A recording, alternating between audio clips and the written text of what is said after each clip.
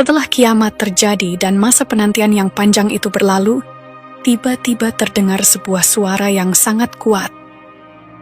Allah telah menghidupkan kembali malaikat Israfil dan memerintahkannya untuk meniup sangkakala sekali lagi. Setelah seluruh perhitungan amal selesai, di atas neraka dibentangkan sebuah jembatan yang mengarah ke surga.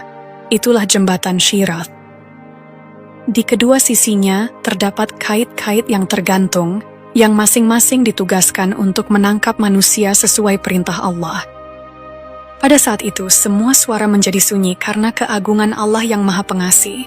Tidak ada seorang pun yang berani berbicara dengan suara keras. Yang terdengar hanyalah bisikan pelan.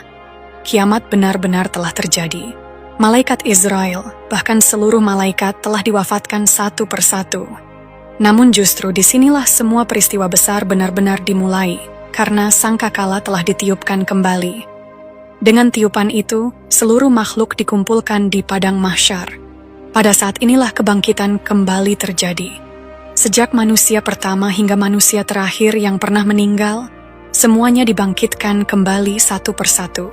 Dunia yang kita kenal sudah tidak ada lagi. Kita kini berada di tempat yang sama sekali berbeda.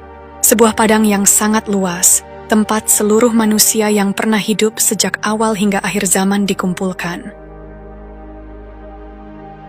Di padang mahsyar, manusia keluar dari kubur mereka dengan mata terbelalak karena rasa takut dan kengerian yang luar biasa.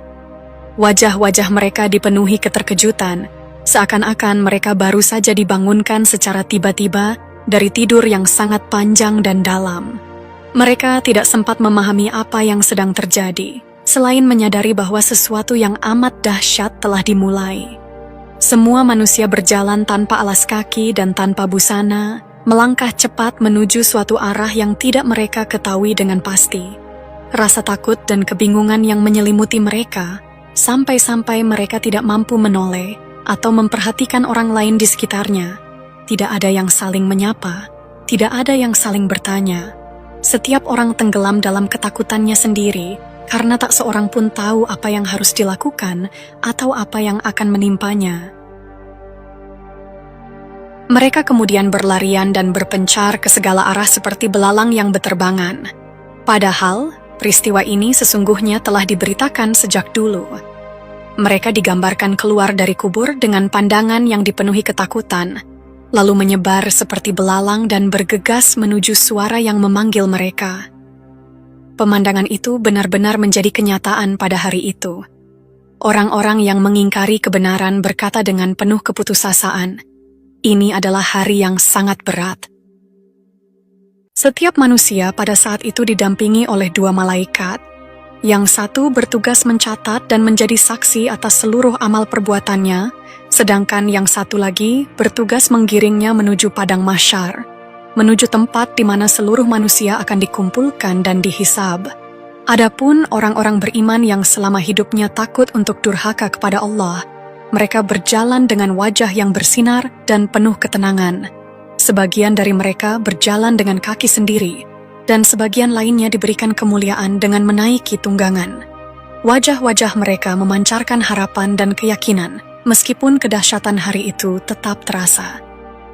Sebaliknya, orang-orang yang berpaling dari Al-Quran dan mengabaikan peringatan Allah, mereka diseret dan dipaksa menuju tempat pengadilan. Keadaan mereka sangat hina dan menyedihkan. Di antara manusia, ada yang wajahnya tampak bercahaya, namun ada pula yang tubuhnya dipenuhi keringat dan ketakutan, menunggu keputusan yang akan menentukan nasib mereka untuk selama-lamanya. Manusia mulai mencari orang-orang yang mereka cintai di dunia. Mereka menoleh ke sekeliling, berharap menemukan wajah-wajah yang akrab. Namun apa daya, pada hari itu yang ada di dalam hati mereka hanyalah satu perkara: bagaimana menyelamatkan diri dari dosa-dosa mereka sendiri. Tidak ada lagi rasa peduli terhadap orang lain. Orang yang penuh dosa sangat ingin menyelamatkan dirinya dari azab pada hari itu. Ia berharap bisa menebus dirinya dengan apa saja yang ia miliki. Ia rela menyerahkan anak-anaknya, istrinya, saudaranya, seluruh keluarganya yang selama ini melindunginya, bahkan semua manusia di bumi, asalkan dirinya sendiri bisa selamat dari azab Allah. Di dunia, siapapun yang ia jadikan teman, dan siapapun yang ia ikuti, perkataan serta ajarannya.